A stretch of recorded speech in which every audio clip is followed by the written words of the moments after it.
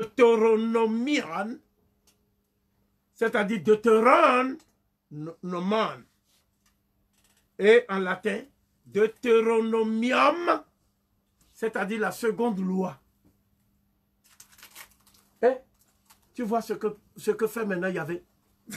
Et en français, Deutéronome. Au secours! Non, là, je suis obligé d'appeler au secours maintenant Badakani. Donc, le Pentateuque, c'est le texte découpé segmenté en 5 livres qui permet à ce peuple de fonder ce qu'on appelle l'espérance. Et l'espérance se confond avec le messianisme. Donc c'est un peuple qui a souffert et qui a cherché par tous les moyens.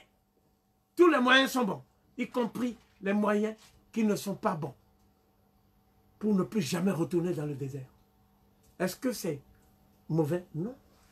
Ils cherchent à s'en sortir. Et comment ils ont fait pour s'en sortir? Souvenez-vous de l'état d'Abraham. Ils n'avaient pas à manger. Aujourd'hui, Israël est la puissance qu'aucune puissance n'attaque. Même pas la Chine. Comment ils ont fait? À partir de ce livre, ils ont d'abord conçu ce qu'on appelle un code qui a servi de référentiel canonique, qu'on appelle la Bible hébraïque. La question que je pose aussitôt, nous qui parlons de Kémite là, quel est notre texte sacré? Parce que si tu prends un juif qui est en Israël, tu prends un juif qui est en Hongrie, tu prends un juif qui est en... Je dis juif alors qu'eux-mêmes ne s'appelaient pas comme ça. Ceux qui viennent de Hongrie, eux, ils s'appelaient les Khazars. Ce sont eux qui ont fondé le sionisme avec Théodore Herzl. Le sionisme n'est pas un texte religieux. Le sionisme est une doctrine d'hégémonie économico-politique et militaire. C'est ça. Donc il faut faire attention. Tu vois, et parce que j'ai vu des Noirs qui ont dit qu'ils sont sionistes. Ah, j'ai dit, mais sans qu'on va aller à Sion, là-bas, on va vous pendre. Hein, vous serez pendus. Parce que vous ne savez pas ce qui vous attend à Sion. Bon, donc, à un moment donné, il faut que vous compreniez ceci. S'il n'y a pas un texte canon qui permet à un peuple d'avoir codifié ses valeurs ancestrales, à partir desquelles il ne peut pas s'en prendre à son semblable. Parce que le génie des Juifs, c'est d'abord qu'ils ont compris que si tu veux accomplir quelque chose de positif dans ta vie, une mission qui dépasse le temps et l'espace, il faut le matérialiser avec ton clan d'abord. Donc le Dieu ne peut être que le Dieu du clan. C'est pour ça qu'il dit le Dieu d'Israël. C'est pas qu'ils sont contre les Noirs. Mais à un moment, ils étaient les derniers de l'humanité. Et là, ils amorcent leur ascension. On ne peut pas le leur reprocher, humainement. Mais ce qu'on leur reproche, c'est les moyens. Parce que si la fin justifie les moyens, qu'est-ce qui justifiera à son tour la fin? Sinon la nature des moyens employés pour y parvenir. Est-ce que ça mérite le génocide cananéen? Voilà la question. Un Dieu d'amour peut-il dire qu'il faut tuer les enfants nés des Cananéens? Ah non, question. Voilà pourquoi j'ai demandé tout à l'heure, c'était qui le diable? Et que j'ai dit, j'exige la comparution du diable. Parce que moi, Kofi, je suis l'avocat. Il n'aura même pas à payer. Parce que je suis avocat commis d'office, pas moi-même. Oui, bien sûr, je serai assisté par Bandakani. Donc, à un moment donné, oui, parce que c'est un collège d'avocats, je ne peux pas plaider seul. Donc, à un moment donné, la question centrale qui revient est celle-ci. Lorsque plusieurs clans patriarcaux fusionnent dans une communauté patriarcale, plusieurs clans patriarcaux fusionnent dans une communauté patriarcale, ça s'appelle les clans des Lévi, les clans des Naoum, les clans de Netanyahou, les clans de ceci. C'est des clans qui ont fusionné dans une nation unique qui ne veut plus jamais qu'il y ait Hitler fasse ce qu'il a fait. Tu comprends? Tu comprends pourquoi ils ont raison? Attention, hein, ce soir, je suis en train de me réhabiliter. Hein. Ah oui, parce que j'avais mauvaise presse hein, auprès de mes cousins. Ah, je me réhabilite ce soir sérieusement. Et celui que je dois remercier, c'est Bandakani parce qu'il m'a donné cette occasion. Donc, ça veut dire quoi? Ça veut dire que je compatis à la souffrance et à la douleur du peuple juif. Dans la mesure où j'appartiens au peuple qui est à l'origine de toute l'humanité, sous sa forme diversifiée et phénotypique actuelle. Donc l'Afrique porte le deuil de tous ces enfants qui sont suppliciés partout sur la terre. C'est au nom de ce deuil que nous avons dit que nous n'accepterons jamais ce qui s'est passé à Dachau, Ravensbrück et tous ces camps-là. Comment pouvait-il en être autrement? Bon, je viens de me racheter une deuxième fois. Bon, donc, je dis que nous ne pouvons pas leur reprocher d'avoir utilisé ces communautés juives de parlement pour renforcer le foyer sioniste juif, Israël. On ne peut pas leur reprocher. Parce qu'ils savent très bien que si on les met en France pour dire l'intégration, ils vont subir des discriminations. Ils savent très bien que si on les met en Pologne, ils vont subir. Le seul endroit où ils pensent qu'ils ne vont pas subir de discrimination, c'est l'État d'Israël. Et ceux qui sont à la base, ce n'est pas des gens qui connaissaient Abraham, qui connaissaient les Amoréens, qui connaissaient les Hyksos. C'est des gens qui venaient de Hongrie et qui ont une revanche à prendre.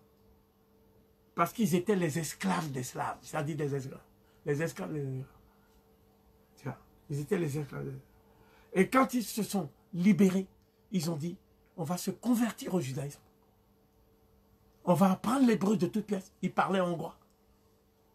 Et on va aller là-bas, sur une terre où on pourra avoir des terres pour avoir des kibbutz.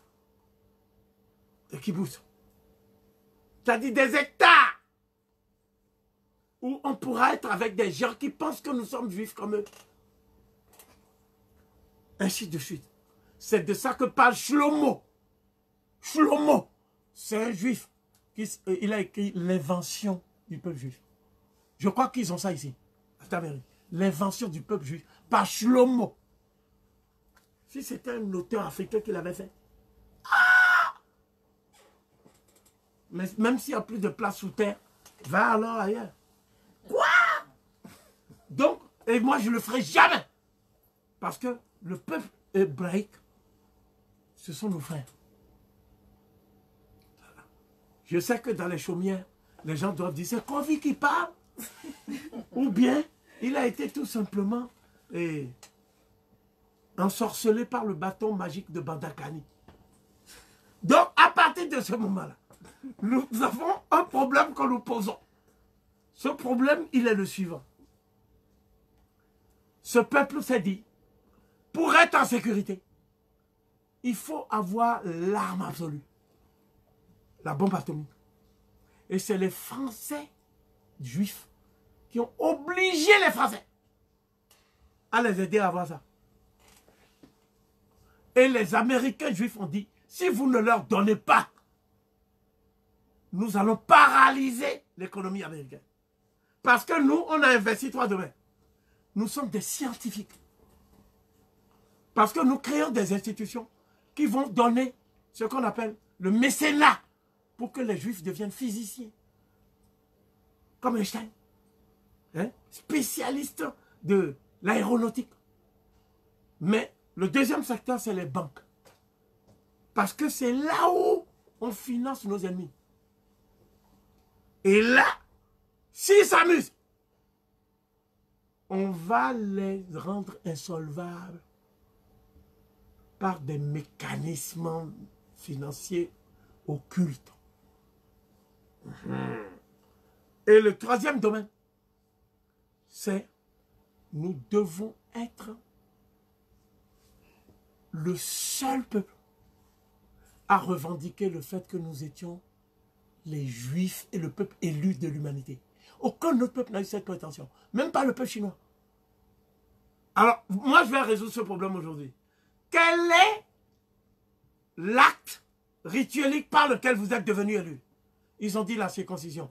Mais nous, on faisait ça depuis le pré-dynastique.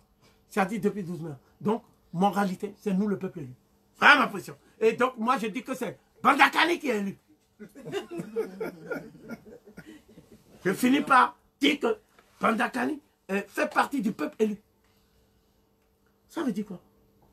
Ça veut dire que, à un moment donné, il faut qu'on se dise une chose.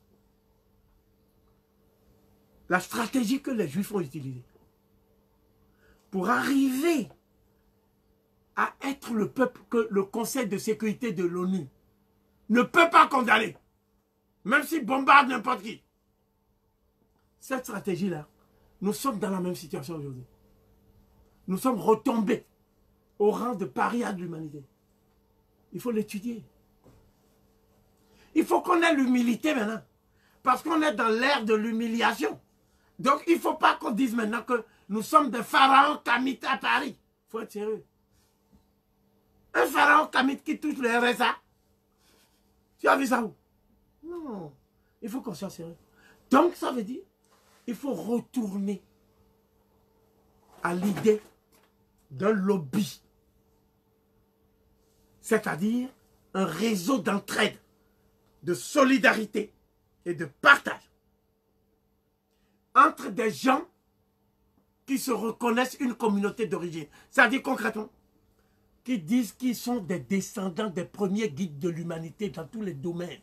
Et ces guides de l'humanité étaient des Kamites et des Kémites. Voilà, donc à ce titre-là, communauté d'origine. Deuxièmement, communauté de valeurs.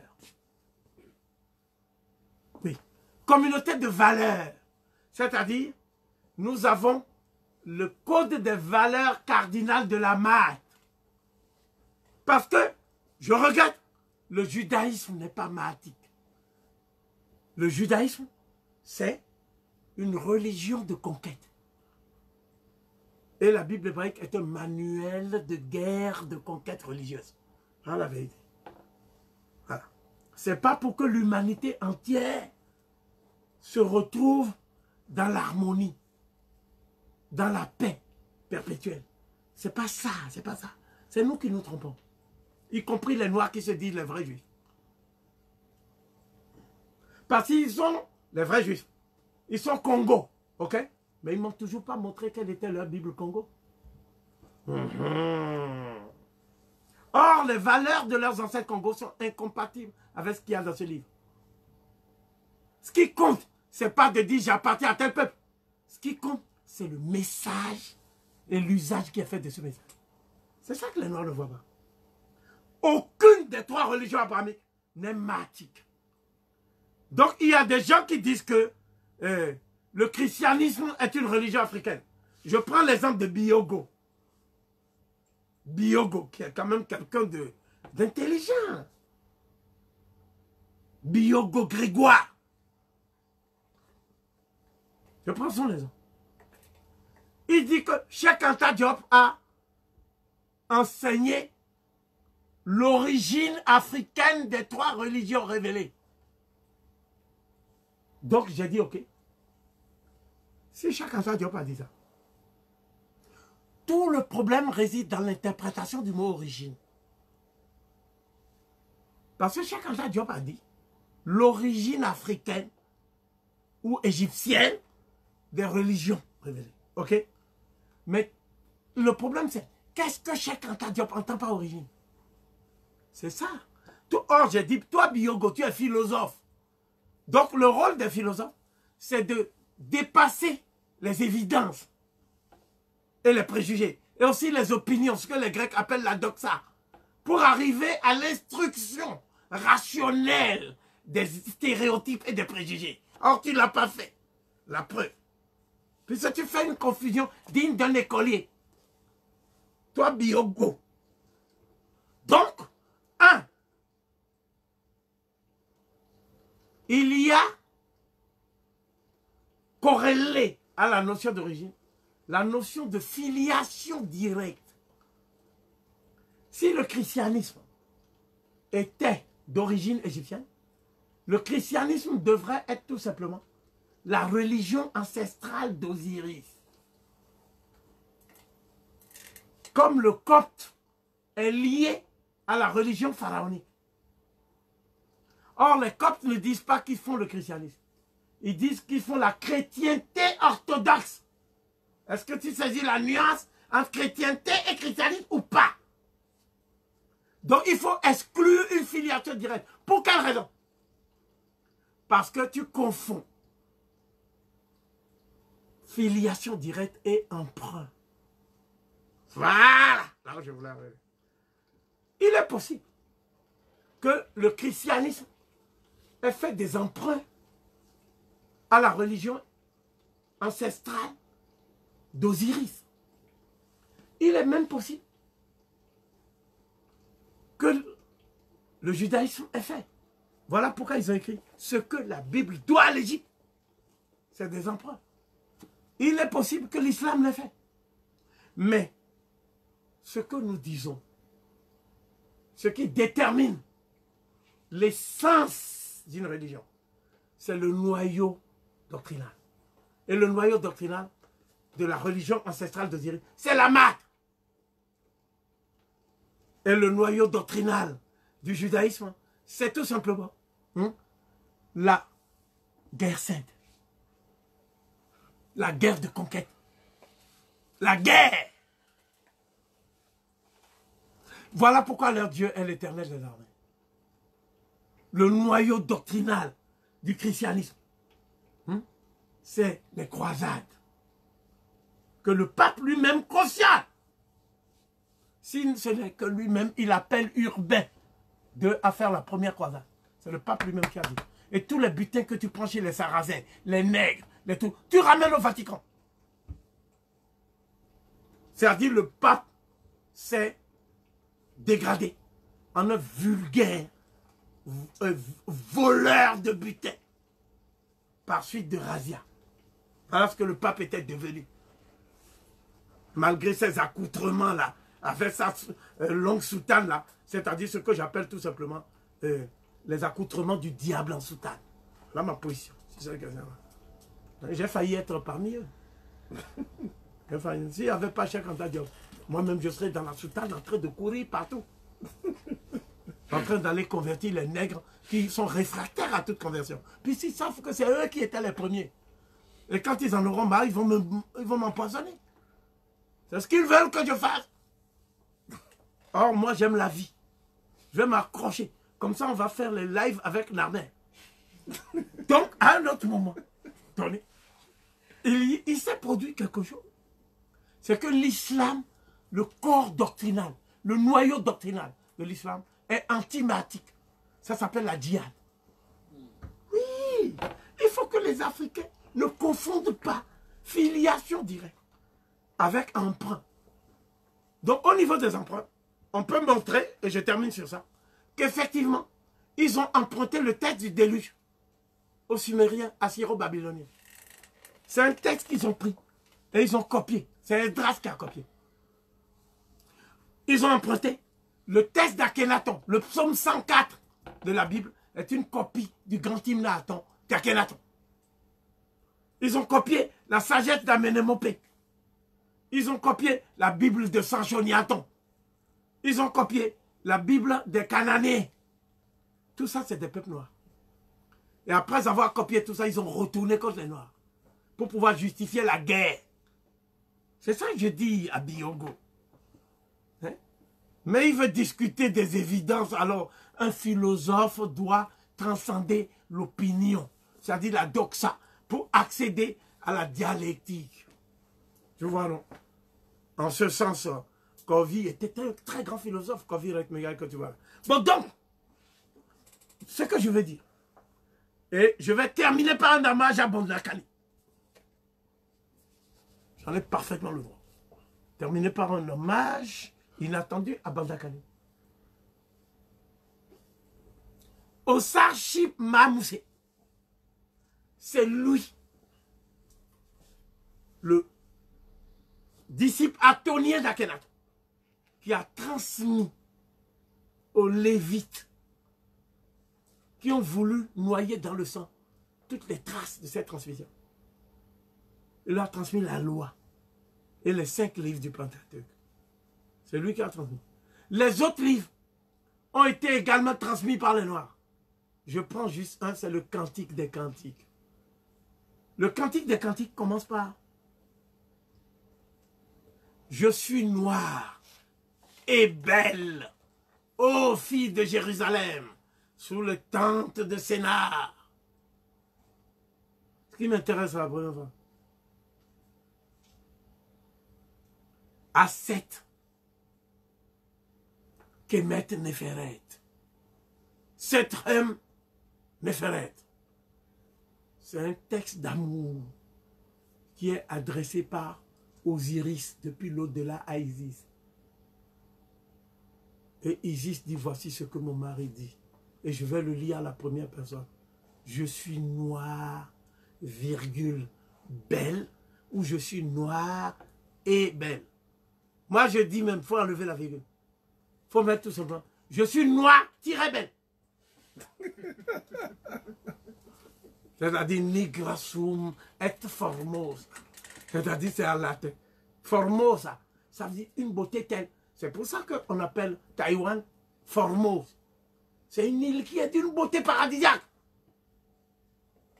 Ça veut dire quoi? Ça veut dire que dans le test, avant qu'il ne soit modifié, parce qu'il a été modifié, c'est devenu je suis noire mais belle. Je suis noire et pourtant belle. Et en bas, ils mettent même une phrase que même on glissé. Ce n'est pas dans le canon. Ils mettent ne fais pas attention à mon teint, c'est le soleil qui m'a brûlé. Mais c'est une belle brûleuse là. Parce que elle est belle. Pourquoi tu es belle? Et c'est la brûlure qui fait que tu es belle? Non, la brûlure au contraire détruit la beauté. C'est une beauté naturelle, une beauté cristalline, de type ébénique. C'est ça que ça veut dire. Et plus on est noir quand on est une femme, plus on est belle. Parce que la beauté est consubstantielle à la négrité. C'est ça que le texte voulait dire.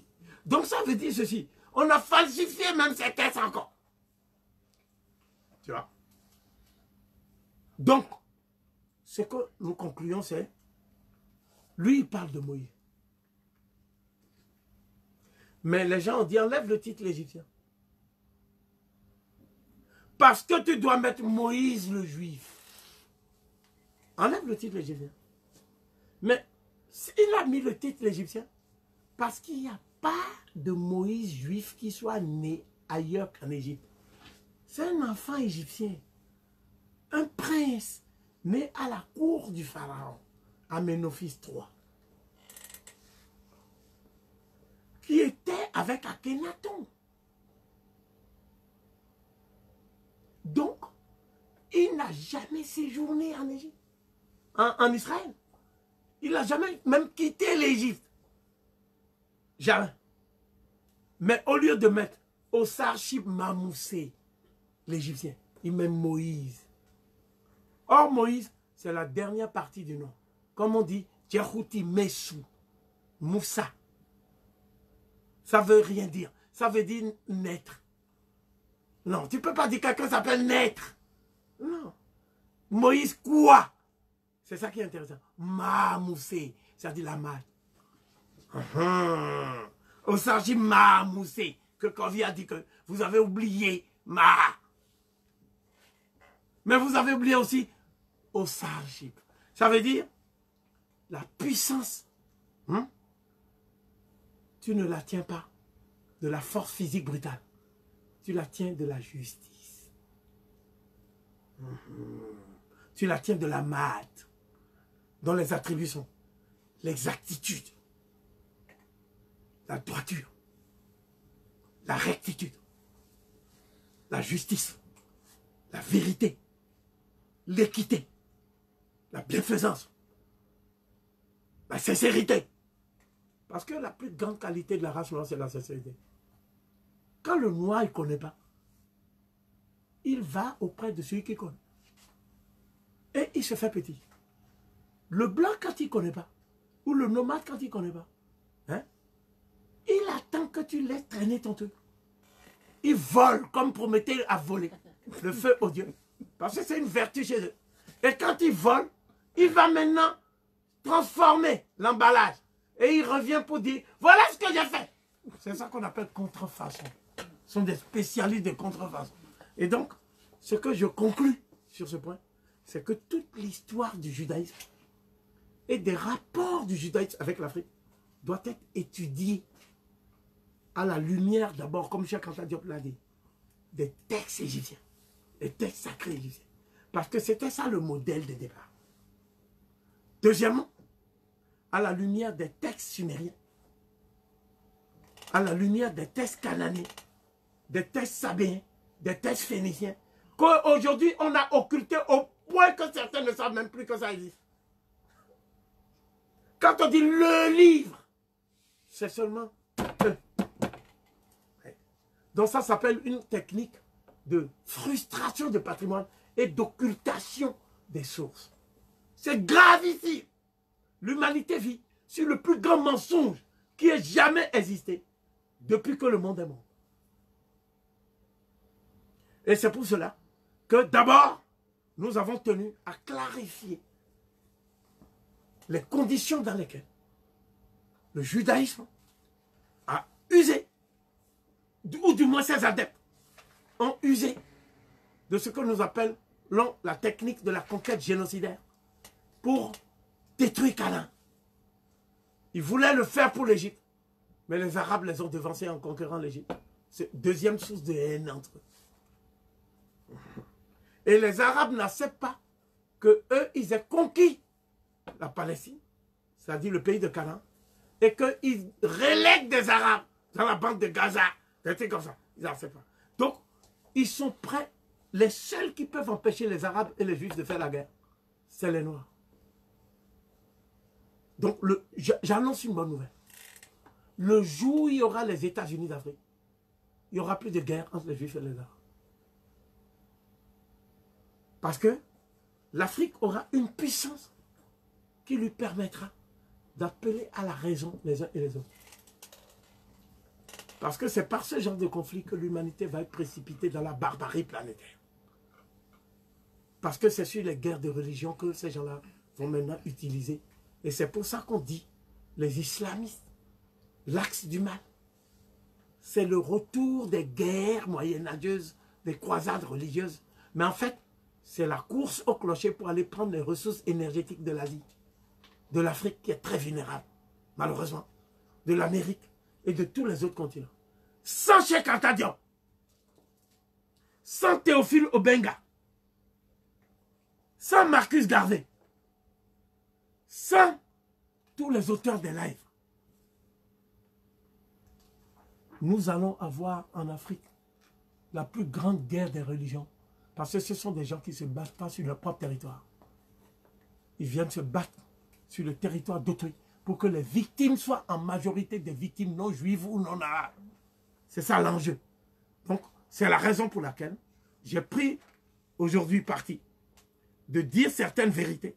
Parce que si je ne les avais pas dites, nous allions nous retrouver dans une situation où des gens vont prendre le monopole de la parole et dire des choses au Cameroun, au Bénin, un peu partout.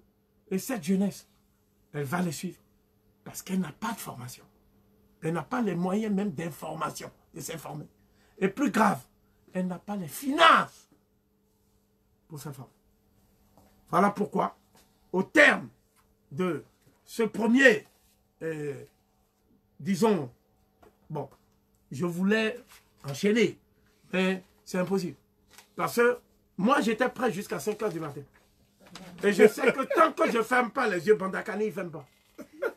Parce que ce soir, c'est son jour de gloire. Donc, moi je dis que cette histoire-là va donner beaucoup plus d'audience encore à Bandakani. Cette histoire de ce soir. Parce qu'il y a des gens qui ne le connaissaient pas. Et qui suivent le live. Parce qu'on leur a dit, attention, Bandakani, notre héros national camerounais, est à l'honneur aujourd'hui. Donc, je vais faire une prière pour Bandakani.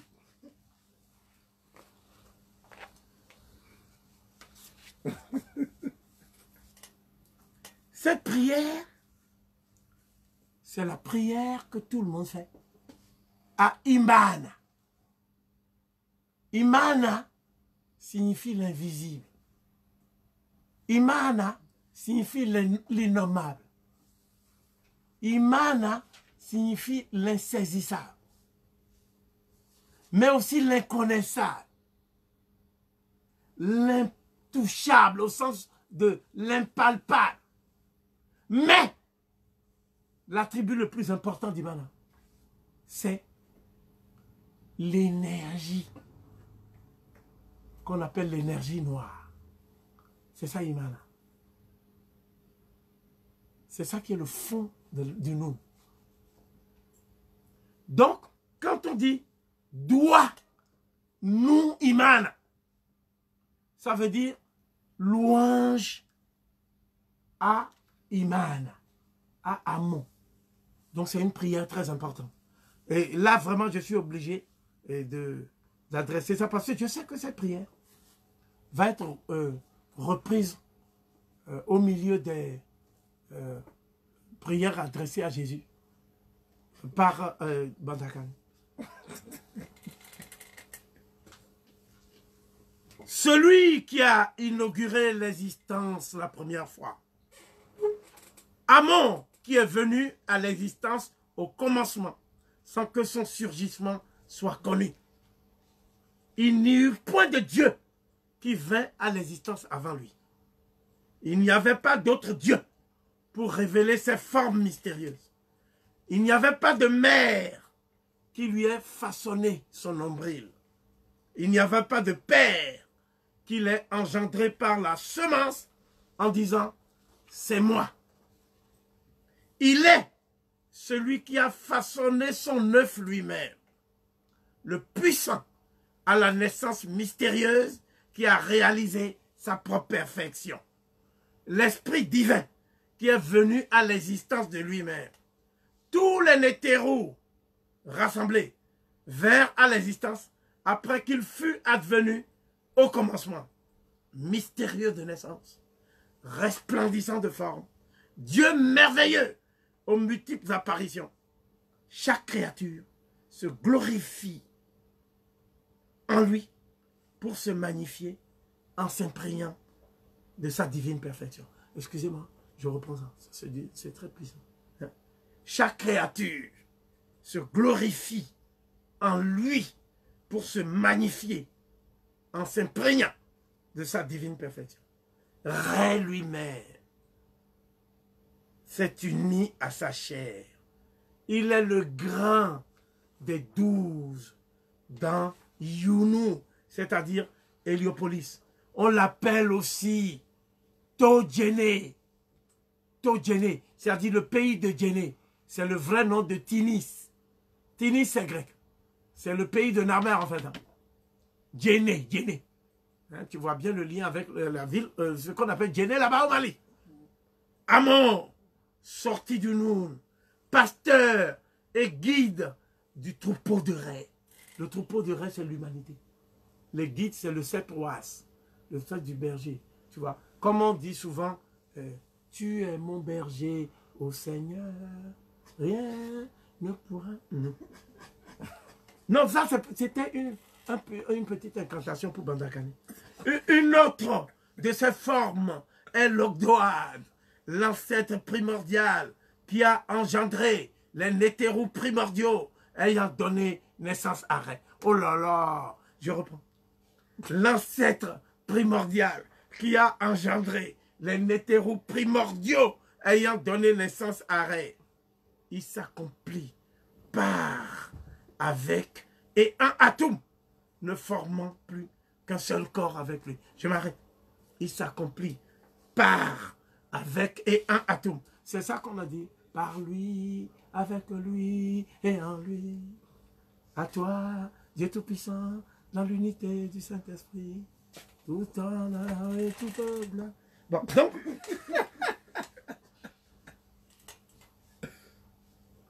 Il est le Seigneur de l'univers, c'est-à-dire Neb Erdjer, le Seigneur de l'univers.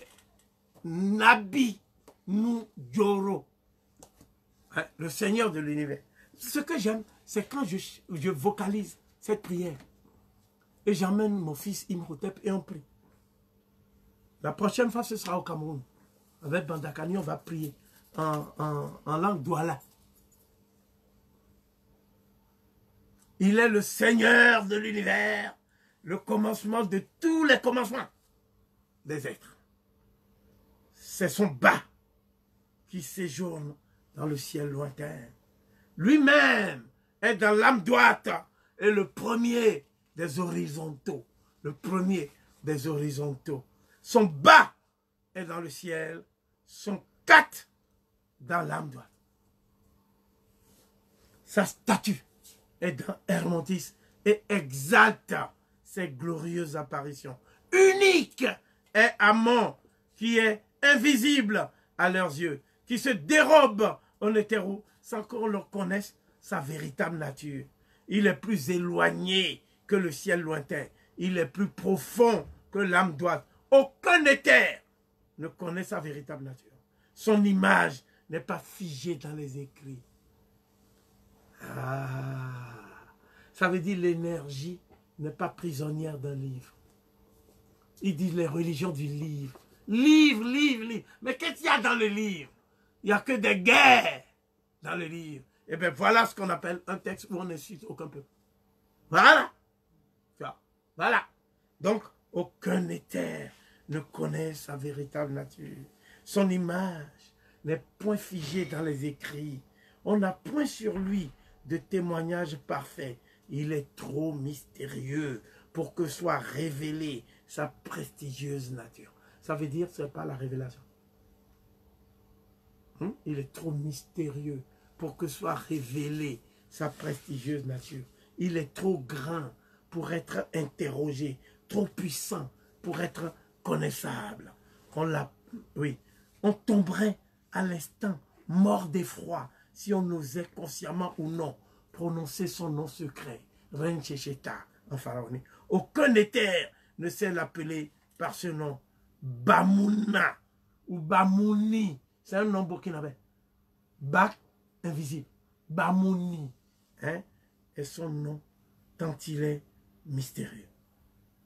Donc voilà une prière qu'on a conservée dans le papyrus de Leyde, n'est-ce pas? Et qui, entre des milliers de prières, montre qu'en fait ici, on ne parle pas de dogme. On ne parle pas de foi aveugle. On ne parle que de l'apparition de l'énergie dans le cosmos. Et de la manière dont cette énergie s'imprègne de la créature que nous sommes. S'imprègne des créatures qui sont dans le monde astral, dans le monde minéral, dans le monde même végétal, etc. Afin de jouer une seule partition. Et cette partition, c'est ce qu'on appelle l'ordre cosmique transcendant. C'est-à-dire, c'est l'autre façon de dire maths. C'est l'autre façon de dire. Au terme de cette première, de ce premier oral, c'est le grand oral. Au terme de ce premier grand oral. Le deuxième sera consacré au christianisme. Le dernier à l'islam. C'est-à-dire mercredi prochain, 18h30, christianisme. Dans 15 jours, mercredi, 18h30, islam.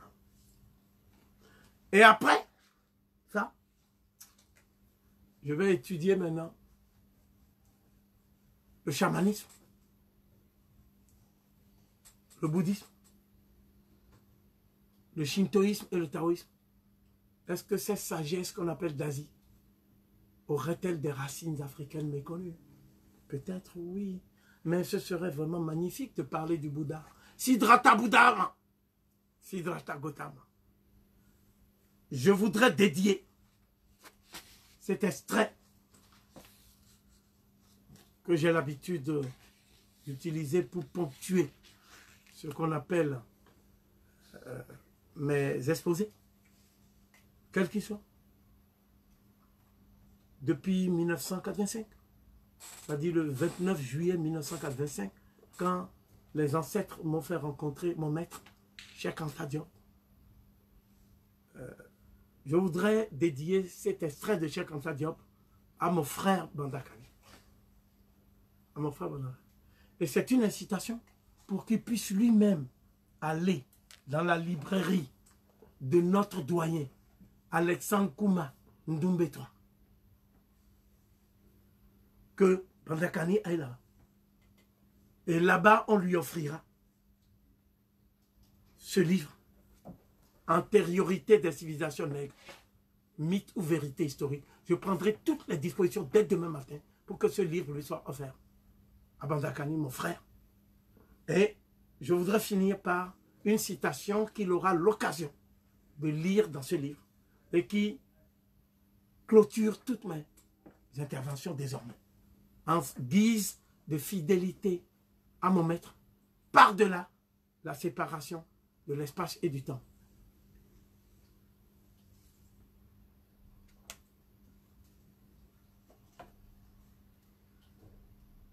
Aujourd'hui encore, de tous les peuples de la terre, le nègre d'Afrique noire seul peut démontrer de façon exhaustive l'identité d'essence de sa culture avec celle de l'Égypte pharaonique, à telle enseigne que les deux cultures peuvent servir de système de référence réciproque. Il est le seul à pouvoir se reconnaître encore de façon indubitable dans l'univers culturel égyptien. Ici, sans chez lui, il n'y a point de dépaysé comme le serait tout autre homme, qui soit indo-européen ou sémite.